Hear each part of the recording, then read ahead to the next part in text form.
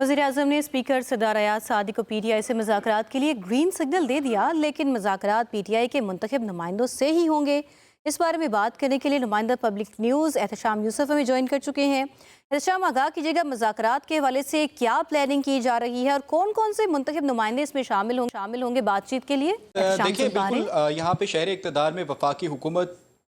और अपोजिशन के दरमियान जो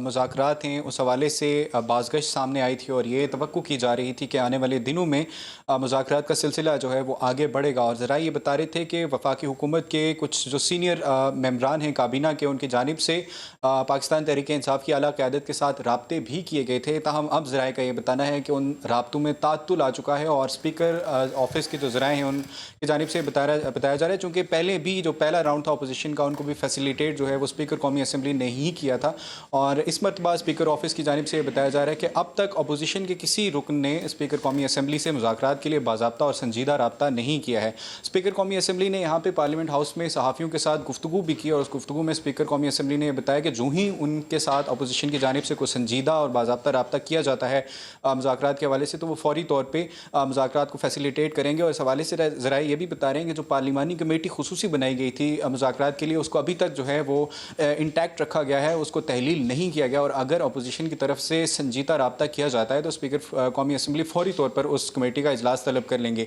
वज़ीर-ए-आज़म के किरदार के हवाले से ज़राए ने यह तस्दीक की है कि वज़ीर-ए-आज़म शहबाज शरीफ ने जो मुज़ाकरात हैं उनको फैसिलिटेट करने के हवाले से स्पीकर कौमी असम्बली को मुकम्मल इख्तियारात दिए हैं। और वज़ीर-ए-आज़म ने यह ग्रीन सिग्नल दिया है कि अगर अपोजिशन की तरफ से संजीदा और बामानी कोशिश की जाती है मुज़ाकरात के हवाले से, तो उनको फौरी तौर पर फैसिलिटेट किया जाए और मुज़ाकरात के सिलसिले को आगे बढ़ाया जाए। ताहम अब तक अपोजिशन की जानिब से किसी रुकने पार्लियामेंट की जानिब से अपोजिशन की क़यादत में से किसी भी आला शख्सियत ने स्पीकर कौमी असम्बली से इस हवाले से रब्ता नहीं किया है। और स्पीकर कौमी असम्बली ने सहाफ़ियों के साथ गुफ्तगू में ये भी मौक़िफ़ अपनाया कि अगर उनके साथ मुज़ाकरात के लिए रब्ता किया जाता है तो लाजमी तौर पर रुकने पार्लियामेंट ही रब्ता करे, क्योंकि अगर वो कोई गैर रुकने पार्लियामेंट उनसे मुज़ाकरात के लिए रब्ता करता है तो उसे इस तमाम सिलसिले में हुकूमत से बराह रास्त रब्ता करने की ज़रूरत है। और वो अगर मुज़ाकरात को फैसिलिटेट करते हैं तो वो सिर्फ़ अपोजिशन और हुकूमत के जो अरकान पार्लियामेंट हैं, मेंबर्स ऑफ पार्लियामेंट हैं, उनके दरमियान ही मुज़ाकरात के सिलसिले को आगे बढ़ा सकते हैं। इस हवाले से ज़रा ये भी बता रहे हैं कि वज़ीर-ए-आज़म के गो अहेड के बाद